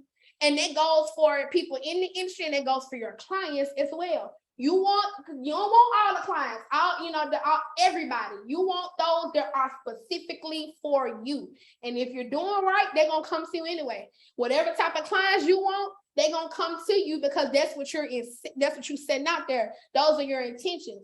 So if you want, like last year, I was like, I'm gonna target business owners, and I really wasn't really doing it. I didn't know I was doing it till after I looked at my analytics. And I'm like, dog, I got like 95, 96% entrepreneur, but that's my thing. I do a lot of scheduled fees. So I was speaking directly to them, and I'm like, I need all business owners. If you want to deal with truck drivers, that's what you need to eat, sleep, drink, truckers. That needs to be on your bid. You want to align with your client base. You want, put that out there in the atmosphere. Like, I want, truck driver, be very intentional, and that's what's going to come to you. Yes, God will bring your people, for real. And I always remember too that, I don't know how this turned into a sermon or a motivational speech, but I always remember that you can't have no testimony without a test. There's nothing in this world that is like success or good that's gonna come to you that you don't have to work for, or that you'll have to go through a little bit opposition to get. So don't let that discourage you, because I know how it is, y'all. I know how it is to feel like when you at your peak or when you doing good, it's like you can't even celebrate something good, because dog, here goes something else happening. So you gotta make sure you stay strong, stay the course. Don't let nobody knock you off your course, whether that's a client that's upset with you, whether that's somebody stealing your post on Facebook, whether that just be, you go outside, your car won't crank today. You know what I'm saying? Don't let that type of stuff affect you, because what'll happen is it'll knock you off your course and what your goal is. If you say right now, I'm going to be a 6-figure tax officer, I'm going to build a 6-figure firm, that's your goal. That's what you got to reach. So, and when you start setting those intentions and you start setting that, it's going to be tests to come. How bad you want it? How bad do you really want this 6-figure offer? Are you going to work for it? And then it's going to be some stuff coming up in there to tempt you. Okay, well, it might be, let me tell you how it works, right? So somebody might call you and be like, girl, I just realized, and it may not be nobody coming to you trying to, be negative or try to intentionally do you harm, but this is how that type of stuff works, because in the world, there's always balance. We're good, there's bad. We're happy, there's sad. It's always balance. So if I'm gonna do right, I'm about to be compliant, I bullshit, I kid you not, it's gonna be somebody that's gonna come and they don't even know that, this is a part of your test. Girl, I just realized if you put this in the software, it'll give them this. And you looking at it and be like, prime example, last year, People found out like about the 7202, how to get that to generate a whole lot of big money for the clients. Like people getting up to 30K for people that don't even got dependents. That could be very well, you know, your test. Are you gonna be ethical, or are you gonna go with the masses and be like, shoot, I ain't studying that, I'm gonna get my money and do it too? You know, so those type of things come in, and it'll be just my luck. This is why I always do the right thing when it come down to tax returns, because I just feel like I had the best luck. So I mean, the worst luck. So I feel like, look, I ain't doing it because it'll be you got 100,000 people that's doing this stuff, and I'll be the one that end up getting caught. No ma'am, no ham, no turkey. I'm fine. I'm good. So yes, ma'am. I believe in being transparent with my clients. If I don't know something, I'll let them. Yes, that is very important. And there's nothing wrong with that, because we don't know everything. There's nothing wrong with telling somebody, you know, I'm gonna have to, let me refer, or just give me a little more days. Let me refer with my colleague. Let me refer or just refer them to them. Be like, this is out of my scope of practice. I'll tell you that in a minute. And that's honestly, that's my line. If a client, if I really don't want to do their taxes, or you know, if it's something not in alignment, I'll tell them this is outside of my scope of practice. But you know, I make it refer you here, and I'll send them like some links on the internet that they can go to. Because sometimes, you know, you have to just do that, protect your peace. You can turn down as many that's the good thing about being in business for your own. You don't have to take this client. If something in your gut telling you that you shouldn't, listen to it. Or even if you know, it might be something as trivial as, you know, you saw them conducting their sales in an unethical way. Like prime example, they getting multiple unemployment, you know, when that was going on. You saw that on their page because y'all friends on Facebook. Now they want you to do their taxes. You can disengage with them. Like, you know, unfortunately, we're not, you know, compatible. Send them that disengagement and go head on, because all money is not good money. Yes, ma'am. Okay, let's get into this automation stuff, because I don't want to keep y'all on here all night. I'll get to talking and be on here all night. Okay, so this is the first thing. Okay, let's go to TaxDome first. This is TaxDome. I created this little free trial thing just to show y'all, but this is how TaxDome looks. And when you first get started, this is like the, I guess you would say, the shell or the template. So it has like your clients, your workflow. You can send them text. The good thing about this is that you can sync your email to it. So when you sync your email, it will, like, all of the emails that you send them will come directly here. So that'll keep you from having to open up all these different tabs, because your email is right here. And then you can do your workflow. You can send them emails directly from them. And this is your workflow. So you can have your workflow for the individual taxes. You can do business returns. And all these right here are different stages. So this is where you will see where all of your clients are in those different stages. Now, I'm really not going to get into the whole thing of TaxDome, because this ain't my scope of practice. I'm still learning. I'm still learning this as well, because I did not use TaxDome last year. But my best friend, I'm going to see when she can do a little walkthrough for y'all to actually show you, because she showed me hers. But TaxDome is $600 a year, if I'm not mistaken. It's and it has to be paid at one time. After 14-day free trial, you got to pay for your TaxDome. So you got to govern yourselves accordingly when you get ready to, you know, pay for this. So make sure that when you're getting started, that if you're going to do it, that you go ahead and be ready to pay for it, because you don't want to do like I did the first time. I had started building this stuff, and the free trial had got off, and I waited like a couple of days getting ready to pay for it, and all of it was gone. So in the stuff that you're working on in your free trial, if you don't go ahead and upgrade it before the trial goes dead, all of it's gone. So the purpose of this trial is for you just to see how this stuff works. So all of these different tags, it's like, these are your automations. So that's the stuff that will automatically send, okay? And these different stages are where you can see where all of your clients are. And as you can see, this is the process, the consultation.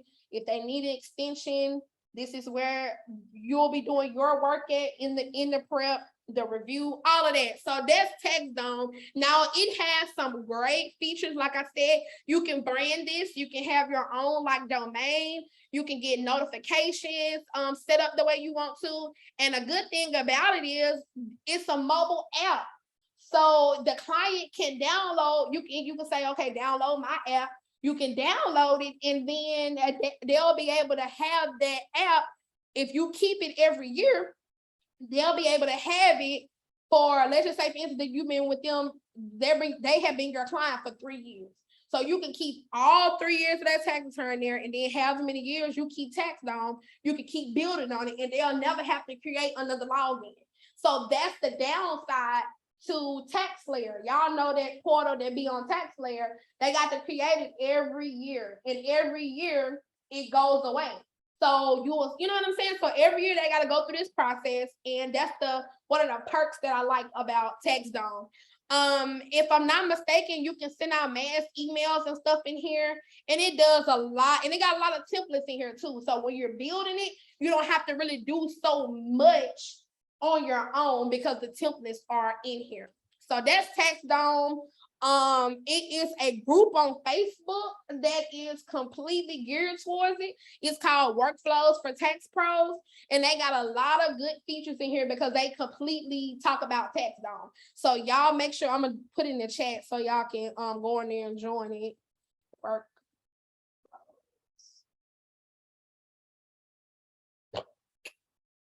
Yes, you like TaxDome? Oh, because I have heard nothing but good about it.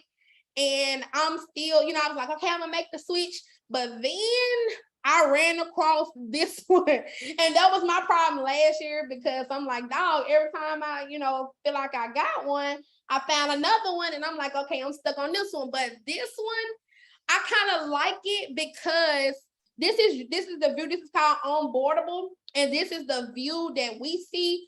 I'm still under the free trial on this one, but it's very simple. Now, TaxDome, oh, wait a minute, look like this still went off. TaxDome can be a little intimidating because I ain't gonna lie. When I first went on, I'm like, okay, now what is this? I had to go to, the videos just to try to look and see. But once you get the hang of it, it's good to go. But I honestly need some that I feel like, because I don't really have a lot of time to dedicate to do this type of stuff. So I feel like I need something that is, really straight to the point. If I'm not going to get them out of the building for me, I need something that's straight to the point, easy to use, and easy for me to teach somebody else to use. Okay, so this one is onboardable. Now I created a little text client in here. Now, the good thing I like about this is because you can actually send text messages in here. So y'all can text and you can send them and you can also send them to multiple people at one time. So you can send out a mass text in here, and you can also send out mass emails. So I like this. And it also has an e-signature part embedded in here. So you can get all of your intake forms, you can get that done. You can get if you want to do like your questionnaires in here, you can get that signed. You can get your engagement letter signed. And you can also, if you want to put your PDF in here, like the tax return, you can put that in there and go, and everything can be done in here. So far, I feel like this one is pretty good. And let me show y'all. So this is how it looks. So this is the workflow that the client sees. So as you go through to complete, it shows them that's done, that's done, that's done. And I'm gonna show y'all the client view in just a second. So here's the questionnaire. And this is like an example that I put on here.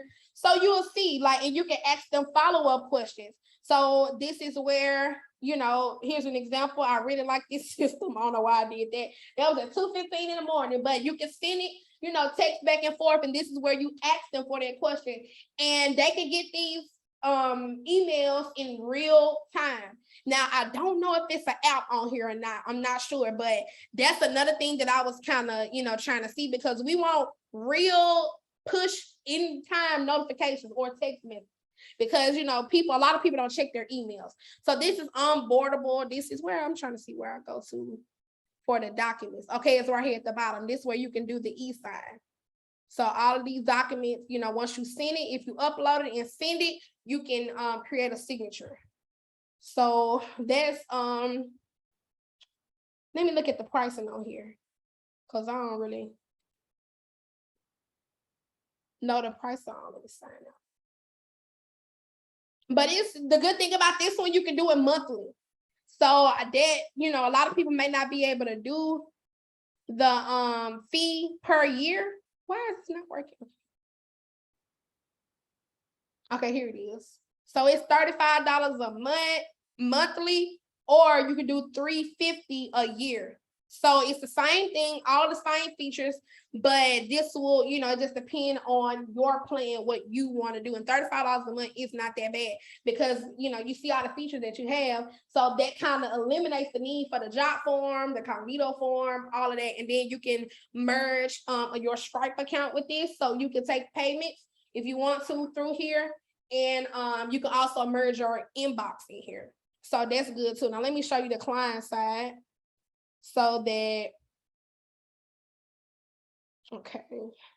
Now this is what they will see. Now, unfortunately, you can't brand it to your company, like the link right here, like you can do Tax Dome. But for this one, you can brand, like put your logo right there and all of that. But as you can see, these are the steps. So as I was working through them, they'll show you, it shows the client exactly where, you know, where you are. And then here, check with your professional. Here's the services. So if this is a client that has bookkeeping too, they can be able to toggle, okay, here's your tax return, here's your bookkeeping, tax planning, whatever that looks like.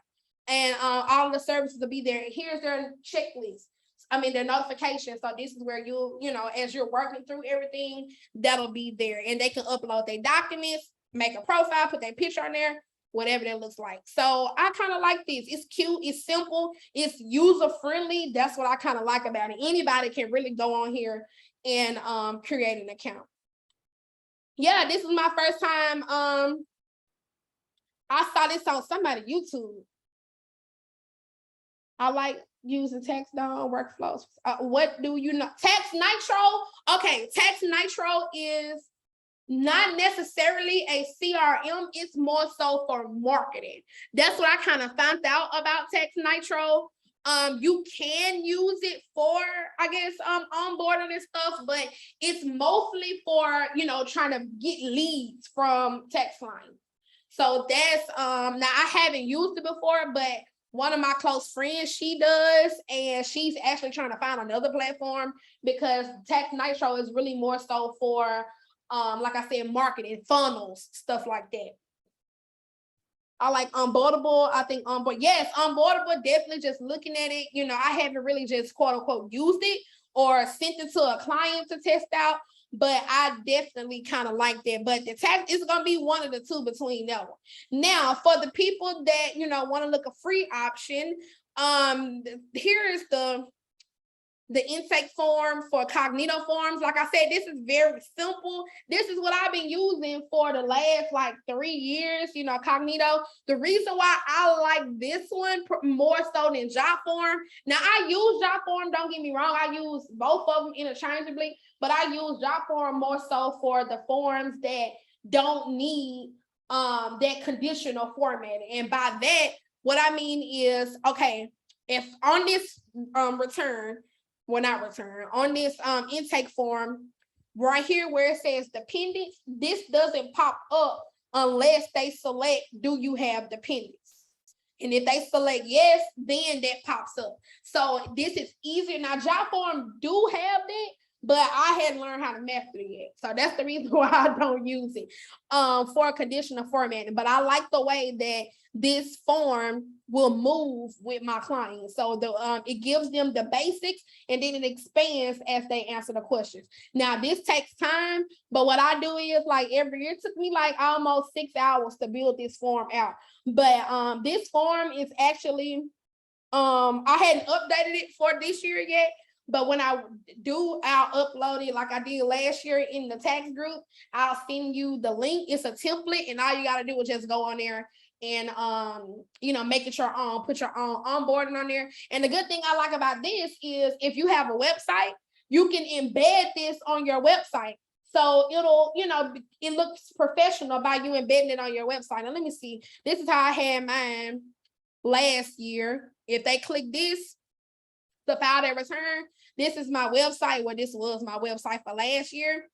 And that form got embedded directly on this website. So that's how, this is one of the ways that they were able to onboard. So if they did it from the link tree, it'll send them there. If they directly put it on there on the like type my website out, it'll send them there, just depending on where they actually onboarded from. So that's what I like about Cognito. It really works, very well on here.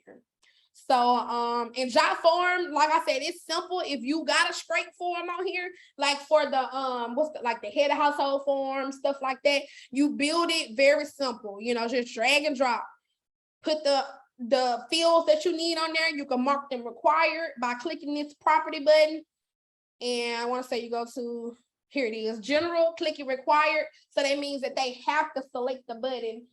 They have to put something in that box in order for them to submit it. Okay, so this is the free version. You don't have to pay for either one of these unless you go past, I want to say it's like 100 submissions, or you go past 5 forms. So that's when as you start to get up, like if you go over the 100, download it out, delete it, start up again. You don't have to pay for that unless you want those features. A lot of times, I know for Cognito, if you upgrade, you can merge like your payment link on there. So if you're the type of preparer that they got to pay you before you even start working, which, hey, I'm not knocking nobody, get your coins. I know a lot of people that charge a consultation fee. So if you do that, they can submit that directly on that intake form. They can put that payment in there, and they can't submit it unless they pay your fee. So you can do that as well. Now, this is another, let me show y'all what one of my best friends, the ones that do the tax dome stuff, she put me on this, y'all. This is called Street, and this is a free CRM through Google. And if you use like your business email, if you use Google to host it, oh my God, this is like a game changer, and it's free, of course. So, hey, nothing beats free, right? And this is a way for you to kind of, if you're just getting started, you don't really have a lot of clients, but you still want some type of process to keep them organized, you can use this. And this is Street. So you can kind of see where your clients are. You can move them around. You can keep up with the notes. So right here, this is this test client. So you can keep up with all the emails from that client, all the files. So let's just say, you want them to, you still in the process, it's still the early process, and they're still emailing you their files. Nothing wrong with it. We have to do what we got to do. So you can keep up with each one of your clients' information through here. So you can just, what you have to do is through Google Gmail. So you have to do the extension through Google Chrome and then sign in. That's the way you link it. So you have to get the Google Chrome browser, and this is how you link it together. Once you sign in through your email, it'll link it to your Gmail, and it'll be right here. And once you go to the Street, like I said, this is where you can create your tax prep process. And as you can see, here's the different stages. So as you start to bring them in, you click this button. You can either quickly add them through the contacts that's already in your email, and it'll show you some of the people that you have already been, engaging with, or you can just add them. And the people, they call them the box. That's the term that they use. So you can just put their name on there, and like right here, let's see. Put the name, and then when you click on it, boom, it'll take you here. So this is where you'll add their contact information. So let's put mine.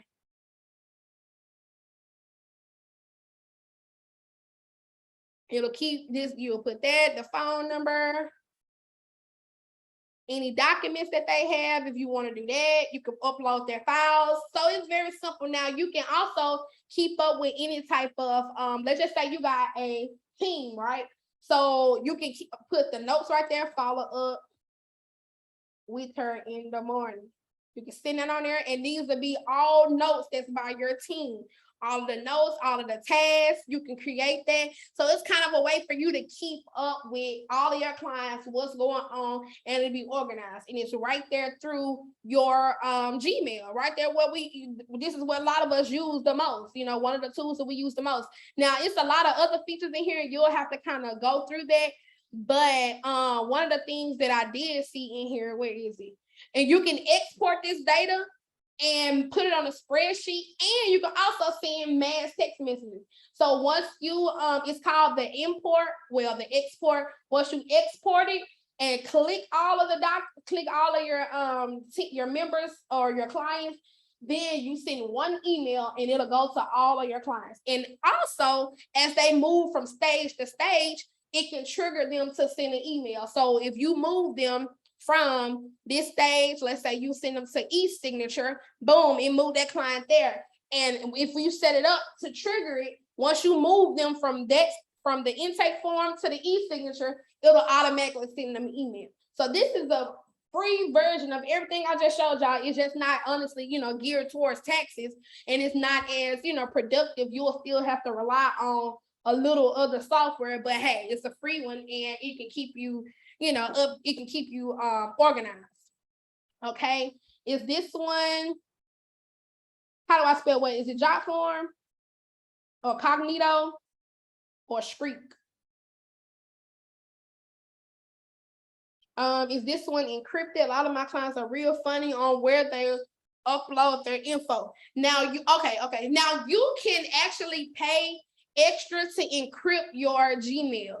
That was one of the other things that I was looking into, because I know some clients are very, very, very ticky about their information. And hell, I mean, you can't blame them, because hackers are everywhere. So you can pay extra to encrypt it, or if it's a client that you are concerned about, I would definitely get DocuSign.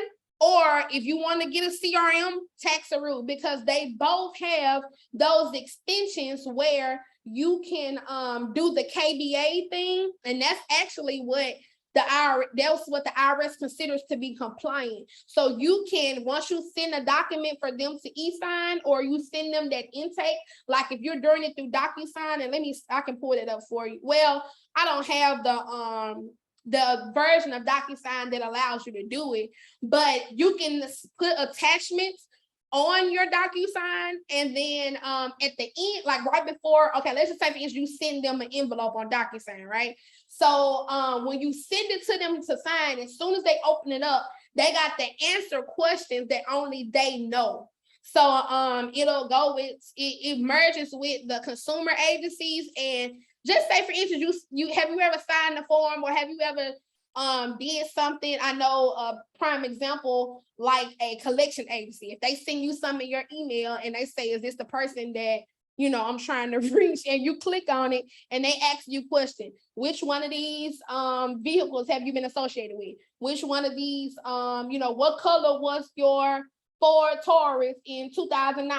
So they'll ask you questions like that. Now that's a great way to do so, because they'll know that this is actually the person that it is. And PDF Filler has that as well. So that's a great way. Now PDF Filler also they got an intake thing. They have a e-sign category and an e-sign program.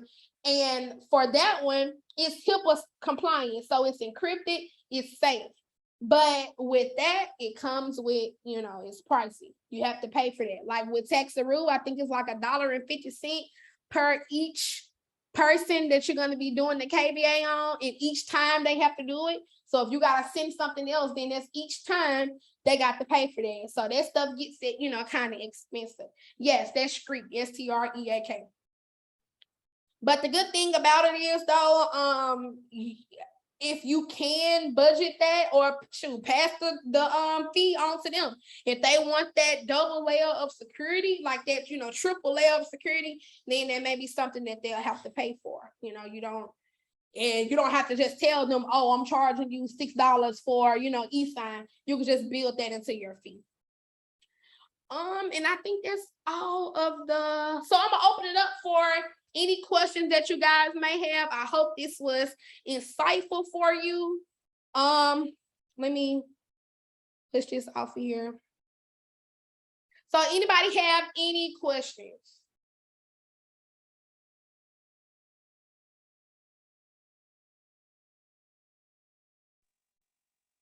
Hey Raven, Hey. this is Sharon. How you doing? Hey Sharon, how are you? Good. I don't really have any questions. I just want to make a comment. I just want to say that, even as a seasonal preparer, I come onto these lives and stuff because I need to rehear this information. I need to like embed it in my head again. And you gave them a lot of gems. I hope that they take away on the stuff they gave you and really put it into play because it ain't no joke out there. This business is good, but it could take your life. And people don't realize that and they play around with it because they just want to make the money. But you gave a lot of good points. So guys, make sure you follow because she's telling the truth. I've been in this game 20 years and I've seen a lot.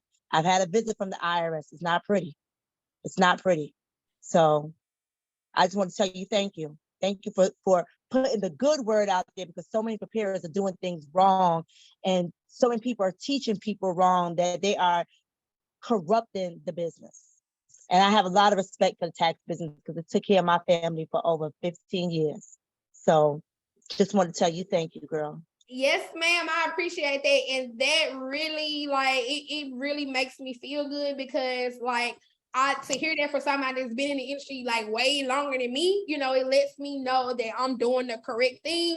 And it's worthwhile because just like she said, this industry can take your life. Like just one mistake, one thought, and it may be not, something that you are doing intentionally, but just being not the way that we were taught. A lot of us were not taught the correct way.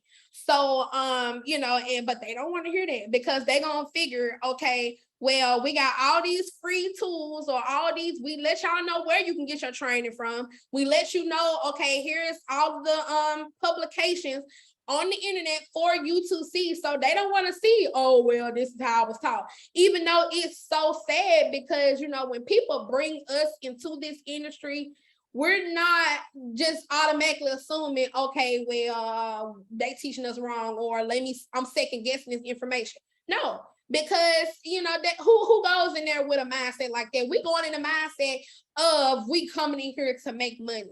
We coming in here to be financially free and being able to spend time with our kids, not having to be a slave to a job. Now don't get me wrong when I say that because it's a lot of people out here still working full-time jobs, still doing that and being able to do taxes too. But for the ones that are at home, this is what they do full time.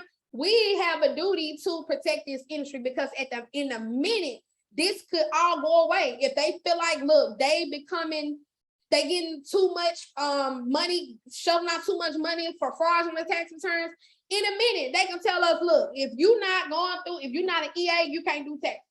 And then a lot of us will be out of a job. So that's why it's so important for when we know better, we do better. When we have people that's coming in, like the people that's been in the industry for a while, we have a obligation to make sure that we are preparing the next generation of tax preparers because that's all about it. Because the tax system has been kind of shifted into a multi-level thing, like an MLM type thing. That's the structure that we're gonna have. We have a duty to make sure that we are holding each other accountable for the things that we do. We are teaching people the correct way, and we're not teaching in a way that kind of leaves people open to having these things happen to them. Because when I got out of it, my mentor, the person that brought me into this industry, was nowhere to be found.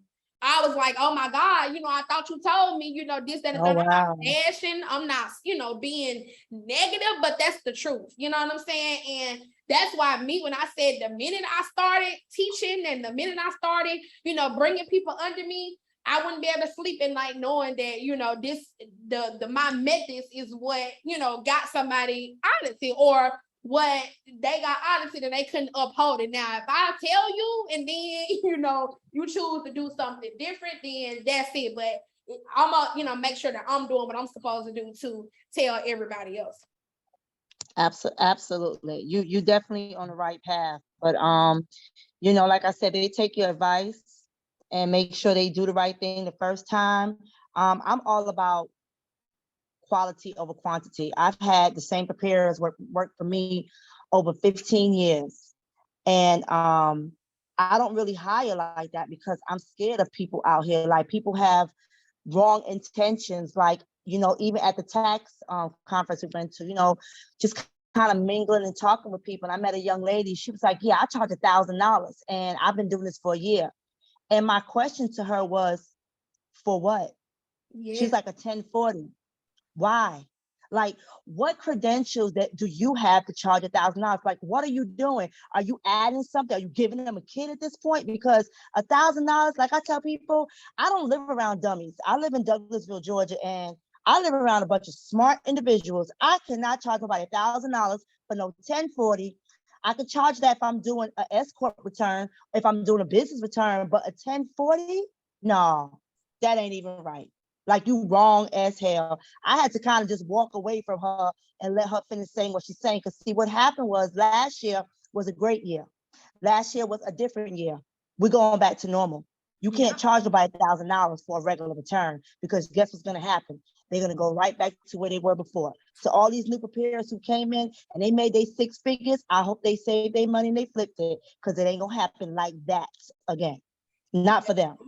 Yes, ma'am. I wholeheartedly agree. And just like she said in the comments, it's greed. A lot of people, because Yes. now granted, some of the returns, I get that because, let's be real. But like you said, it depends on the type of return. Like for our business returns, some of them, if we get fined, we get dinged. If every last one of the credits fail, that's an audit of like $2,000. So I get, charging that. But just for a regular 1040, I don't care what the, excuse is. There's no justification to charge $1,000 on just a regular 1040 with just a W-2 or, whatever. Most of the time they probably did the look back or something like that. There's still no justification to charge that much money for, a tax return. And it's even in circular 230, we can't charge a contingent fee. And that contingent fee is, the one that, oh, well, if you're getting this much, I need this much. If you're getting, if you're getting $1,000, then I need this much. We can't do that. That's not, and all it takes is one domino to knock down the whole empire. So, and I'm just like you said, the first thing that you said about being scared to hire people, I had something devastating happen to me. I literally, the person I had working up under me this year, she did something very horrible to one of my clients, and it hurt me to my core, because this is one of my clients that have been with me for years. Like, I know at least 5 years she had been, probably longer than that, to be honest. And that girl, you have to be very careful who you hire, who you have in just by helping you, because all people that say they'll help you is not good help. When you're hiring people, if you're ready to take that step, and I'm not really speaking on like partners, or if you're going to be bringing in like PT and preparers, I'm speaking about like people that you are employing on behalf of your company. This is the people that represent you. And that was just horrible. And you have to be careful who you hire. And I know it's hard to, kind of say, okay, because if a person passed a background check, I mean, if a person, is showing up and stuff, and they speaking all the right things, you won't really think and say, oh, well, they gonna do stuff to you until it happens. And that's why CYA is so important. Insurance, you got to make sure and that your insurance, and look over what it covers, because insurance that I thought I had didn't even cover the situation that happened. So this is something I had to come out of my pocket for. You get what I'm saying? So y'all got to cover this. The certain mistakes or certain things that happen can pretty much, it can cost you your whole business, everything that you worked all hard for. And it's unfortunate that it happens, but we have to make sure at all times that we're doing what we're supposed to do. And as long as you're being ethical and you're not out here doing wrong or, doing fraud and stuff, you will be in business for a long time. This business is very good. You can make a lot of money, and as long as you're doing the correct things, and as long as you are, treating people right, and you're doing, the correct marketing, you're making sure that you're putting yourself out there, you're networking, and you continue to be a student, because the laws are always changing every year. Well, even though, some years things don't really change too much, but every year there's something new to learn. There's always new legislation. There's always new things that may come out that we have to stay aware of. Just like I was telling y'all at the beginning, they're trying to pass a law where the truck drivers can get credits of like $7,000 and $10,000. This is one to watch. Always make sure you're staying current on what's going on in your industry, because that's a lot of times how people end up unprepared for major things that come up, because laws just don't come into effect, or things don't just come into effect at a spur of the moment. That stuff be brewing for a long time. So, if you on there looking and scoping on the IRS website, keeping up with their hot topics, you can kind of see what's going on before it even kind of hits their mainstream, to where everybody is, saying, oh, this is going to happen, or this has passed the law. So that's just my little, 2 cents. Let me read this comment. She said, what are the proper ways to store your backup files just in case of an audit? What is required to have in the folder, or electronically, what is the proper way? I have been told different ways. Just want to get the truth of what's required. And when the Schedule C clients are all over their invoices and profit and loss reports required to store in the folders, are just the profit and loss reports, just want clarity. Oh, so you'll have to come, I'm gonna give you a breakdown real quick. That's a lot to kind of cover right now, but I'm actually doing a whole class on it on this upcoming Thursday. So if you want the proper, like the full breakdown of that, I can very much tell you to attend that class on Thursday. But just to answer your question now, you can do electronic files or you can do paper files. But if you're going to have paper files, they have to be under lock and key. So that's a file cabinet, a safe, whatever that looks like for you, but it has to be under a lock and a key. Now with your electronic files, it can be in your software, but to be 100% honest, it depends on your auditor, because a lot of your auditors gonna tell you, I'm not going in your software, I'm not going in your file cabinet. It depends on them. So you always have to have multiple backups. So for me, I keep it inside of my software under the scan document section for tax layer. That's what I use. I also have one of those big external hard drives. So I'll put it all under there by folder, and that is very time consuming, but we have to do what we got to do. But I put it up in there under folder. So in the event that another audit, all I got to do is just pull it out, print it out, and give it to them. Because if you get audited, they're gonna tell you what clients they audited you for. Now, unless they doing one of them audits where it's a knock and talk, then they coming in there. If it's a situation like that, then the banks do it. So that's why you always got to be on your P's and Q's. But if you get a knock and talk from the IRS, that's a completely different story. So you have to make sure all of your documents are in order. Now for your Schedule C, if they don't have all the documents in, if it's all over the place, number one, you're going to have to do some bookkeeping on them. That's why all tax preparers need to make sure they have some form of, at the basic level, bookkeeping. Because you really, to be honest, you really can't do Schedule C returns without knowing how to properly, categorize entries, how to, determine the cost of goods sold. You really can't do that Schedule C to the best of your ability. And that'll kind of, knock you out from some of your real deal business owners. And so if you have a Schedule C client, if they have their documents that's all over the place, they coming to you with receipts, they coming to you with all these invoices, then that's where your fee go up. This is where you can justify that $1,000 that you just charged that client. This is where you can justify that, because you have to go and do a year's worth of bookkeeping in a day or two settings. So my best advice for that, you have to, dig into your bookkeeping skills and categorize that and make one financial statement. And if they have all of that type of documents, then you actually are at your best line of defense against the audit, because you have all of it. So me personally, I do like clients that come to me with all that stuff all over the place. First of all, because the fee go up. And then second of all, because I know beyond a shadow of a doubt, this is a real deal business owner. So I'm confident in filing this tax return. Yes, ma'am. Tune in Thursday. Okay, you can go ahead. You have a question? You can unmute your mic if you want to exit out. Yes, and keep Okay, it so brief. I'm sorry, go ahead. sorry. Okay, so I was with the previous company before I started my own, and they went through an e-file audit. Now, this is so much different from a regular audit because they're only wanting to review your 8879 to make sure, but they still audit the folder and they'll make sure that you are not housing 8879s and they want them actually printed. So this can be for you, or I think her name is Miss Sharon, because I see that y'all been answering most of the questions.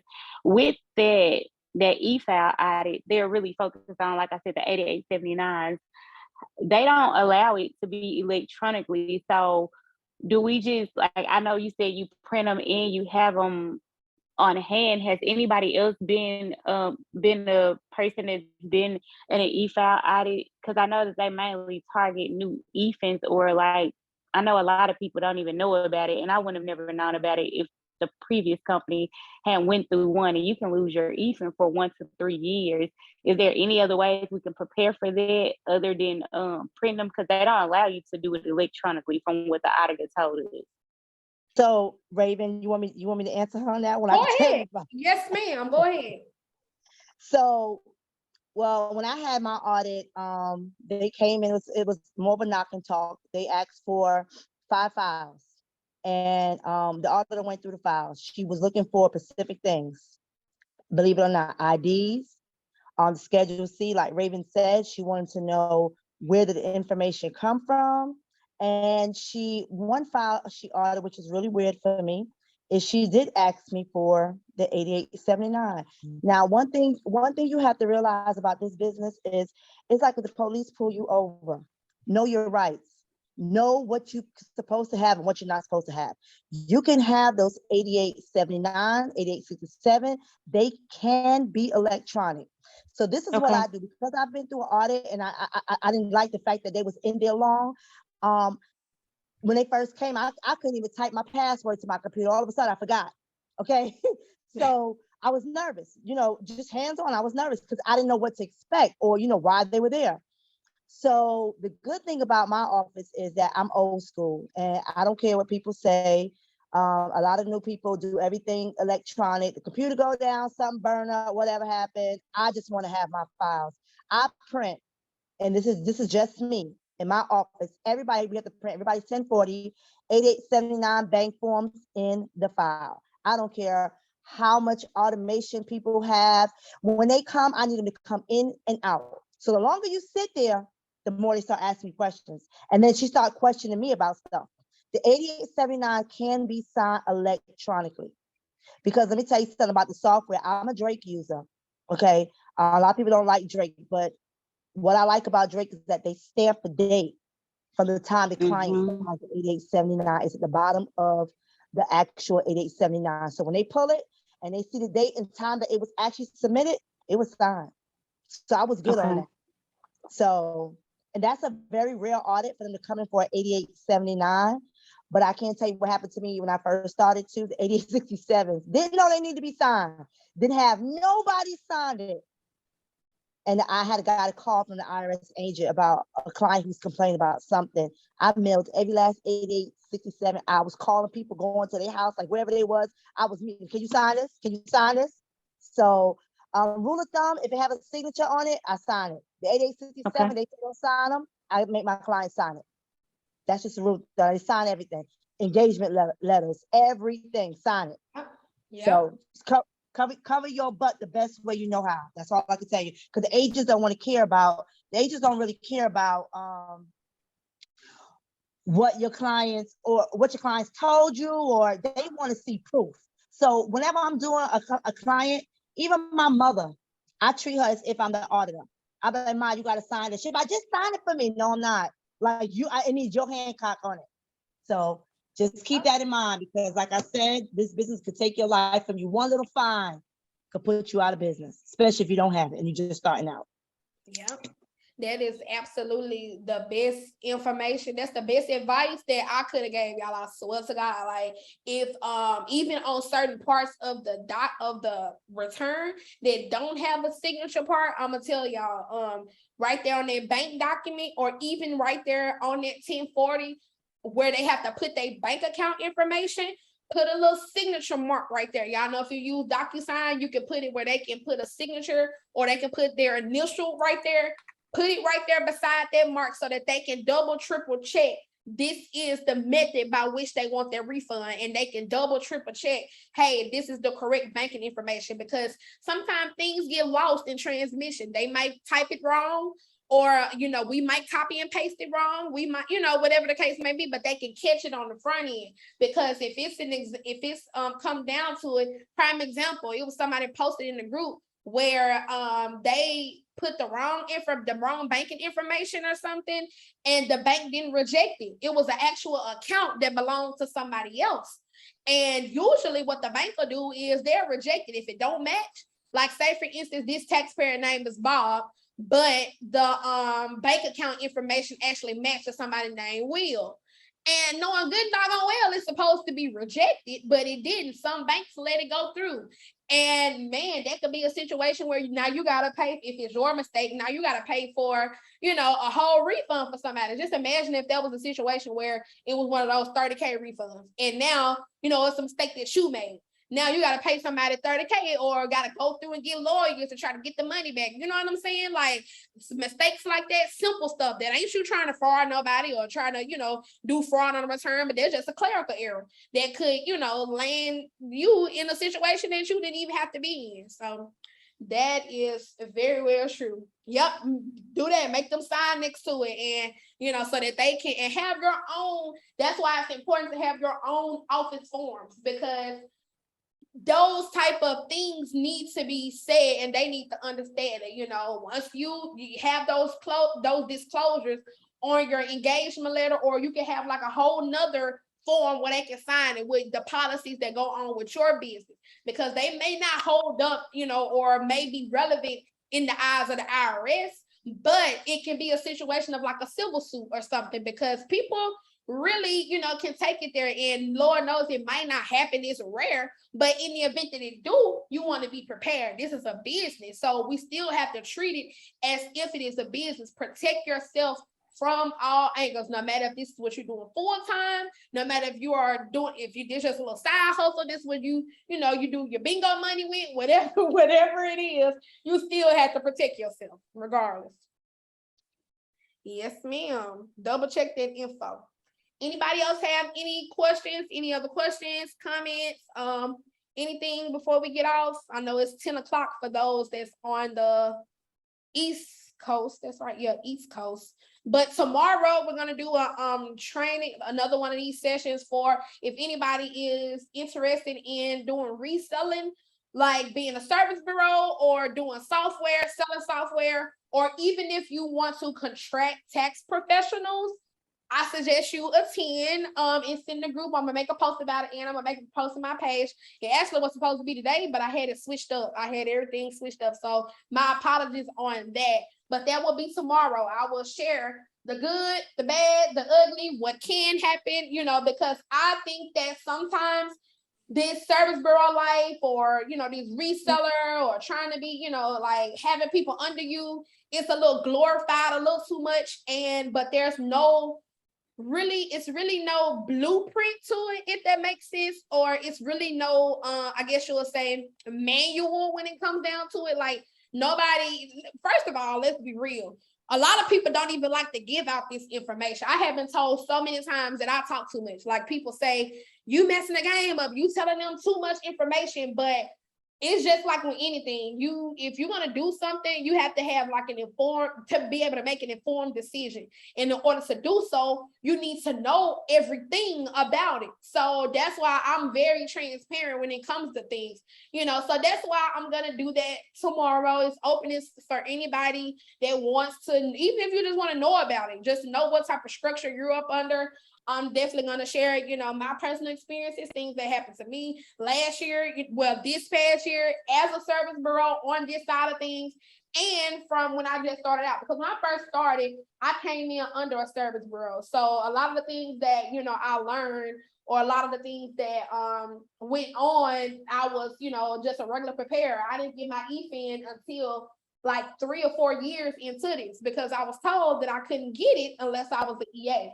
So, you know, those games people play just to keep you up under them, all that type of stuff. So we're going to get into that tomorrow. So if you have any questions, you can, you know, come prepared to ask your questions so that I can answer them. And I'm going to try to do it with at least 2 other service bureaus. That way you just won't be me talking. Y'all can get that experience or get the insight from other service bureaus. Okay. Let me see. I'm gonna put it on this replay. I'm gonna post it on my YouTube, and it should be ready within like an hour or so. You're welcome. You're welcome, y'all. So I will see y'all tomorrow. Yes, ma'am. That was yesterday. Yeah, it was that third part. And I'm gonna send y'all all of the replays and stuff tonight. See y'all tomorrow.